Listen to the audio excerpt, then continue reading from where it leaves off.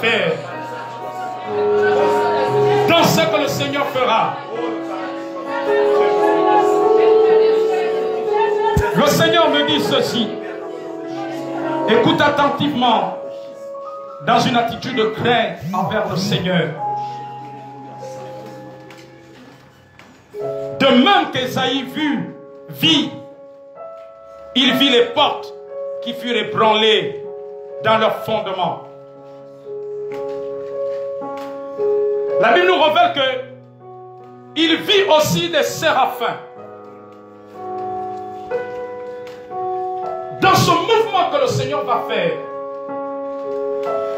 au Gabon, par son esprit, Dieu m'a dit, la catégorie des séraphins que Esaïe avait vus vont opérer dans l'église. Les séraphins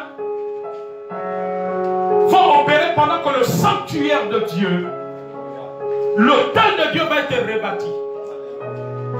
Et les séraphins, c'est une catégorie d'anges qui transportent une atmosphère de sainteté. Et là où il y a la sainteté, il y a la crainte de Dieu. Là où il y a la sainteté, il y a le respect. Là où la sainteté, on valorise le culte. Là où il y a la sainteté, on valorise les actes de Dieu.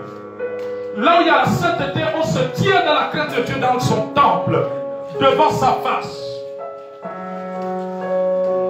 Les séraphins seront à l'œuvre. Aujourd'hui, il y a beaucoup de désordre dans l'église. Aujourd'hui, les gens font du folklore. Aujourd'hui, l'église est devenue comme un lieu de retrouvailles. C'est parce que les gens ne bénéficient pas des séraphins.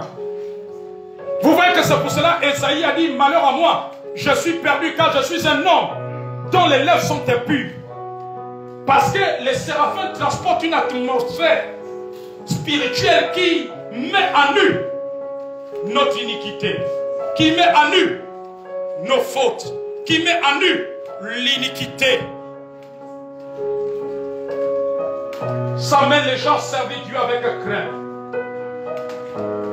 avec un grand respect, à rendre à Dieu un culte qui lui est agréable. Amen. À être comme un esclave devant lui, comme un instrument, à lui obéir comme un enfant. Car le royaume de Dieu appartient à ceux qui sont comme les enfants, à ceux qui ressemblent aux enfants.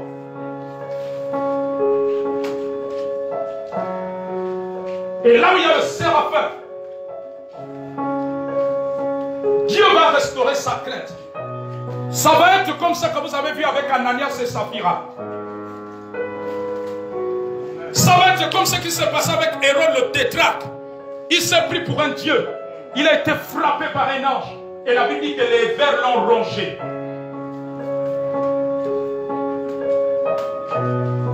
Parce que là où il y a le sanctuaire, les séraphins sont là. Là où il y a le lieu très saint, là où il y a l'atmosphère du lieu très saint, Dieu va restaurer son sanctuaire, le lieu très saint au Gabon. Et les séraphins seront à l'œuvre. Là où il y a les séraphins, les gens ne s'amusent pas avec Dieu. Les gens ne s'amusent pas. Les gens mettent l'hypocrisie de côté. Quand l'atmosphère des séraphins va envahir, l'hypocrisie sera mise de côté. Parce qu'il restaure la crainte de Dieu. Il nous amène à marcher comme Dieu. Parce que Dieu est 3 fois saint. Il nous amène à nous tenir dans la sainteté de Dieu. Et c'est ce que Dieu m'a dit. Il m'a dit, cette catégorie n'est pas encore dans l'église, mais elle est sur le point de se manifester. Dans cette décennie, les séraphins vont descendre. C'est les anges qui ne jouent pas. Ils s'étaient au jour de la Pentecôte avec les pierres. Voilà pourquoi, quand Ananias et Saphira ont voulu être fourbes, nous savons tout ce qui est arrivé. Nous savons ce qui est arrivé à Hérode qui a été frappé, rongé par les vers. Alléluia. Parce que ces anges nous amène dans une atmosphère où nous ne marchons plus pour nous-mêmes. Nous ne vivons plus pour nous-mêmes. Ils ne permettent pas un grain d'iniquité dans notre cœur. Parce que Dieu est saint. J'ai vu ces séraphins vont être déployés dans le Gabon. Et Esaïe, l'état spirituel d'Esaïe était mis en nu. Il a dit, j'habite au milieu d'un peuple dont les lèvres sont impies. Parce que Dieu va purifier. Dieu va sanctifier. Vous savez, sanctifier Dieu revient aussi à l'honorer, avoir une attitude de respect. Lorsque nous prions, lorsque nous faisons la prière que Jésus a donnée, notre Père, que ton nom soit sanctifié. Sanctifier veut dire avoir une attitude de révérence. Ça veut dire avoir une attitude qui honore Dieu. Ça veut dire qu'on honorait Dieu. Alléluia. Amen. Amen. Et on honore Dieu de différentes manières. Par l'attitude de notre cœur. Par notre façon de nous tenir. Par notre façon de le servir. Alléluia. Par les pensées. Quelles sont les pensées de notre cœur? Les séraphins seront à l'œuvre dans ce pays. Parce qu'ils transportent une atmosphère de sainteté. Dieu va déployer ses séraphins. Il va les déployer.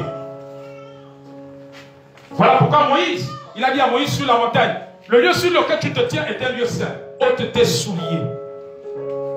Dans cette dimension, l'Église devra ôter les souliers. C'est ça que le Seigneur me dit. Les souliers symbolisent beaucoup de choses. Notre esprit de religiosité, notre façon de faire, notre vie charnelle. Nous avons une façon d'analyser les choses d'une façon charnelle. Tout ça, ce sont les souliers. Dans cette dimension, le Seigneur dit que les séraphins amèneront l'Église à rendre à Dieu le culte qui lui agréera. Parce que Dieu dit que l'Église au Gabon ne lui rend pas un culte qui lui agréera. Aux yeux de Dieu, cela ressemble à ce qu'il a dit dans Esaïe. Ce peuple m'honore de lèvres, mais son cœur est éloigné de moi. Aux yeux de Dieu, ça ressemble à du folklore, à de l'ambiance. Lorsque les séraphins sont relâchés, l'Église du Gabon lui rendra un culte qu'il est agréable. Alors, sa gloire va descendre. Comme nous avons chanté ce matin, jusqu'à ce que ta gloire descende. Dieu dit que l'Église du Gabon, à l'heure actuelle, ne lui rend pas encore un culte qui lui est agréable.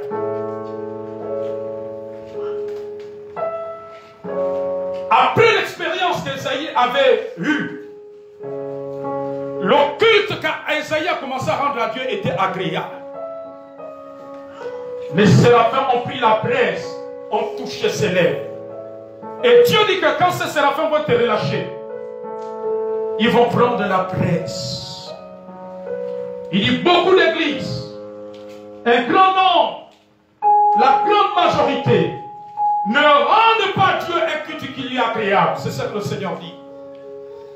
Mais l'heure est arrivée où les séraphins vont se lever dans l'église afin que l'église lui rende un culte qui lui est agréable. Et le culte est rendu par l'attitude du cœur, par les actes, par notre façon de faire qui vient du plus profond de notre être.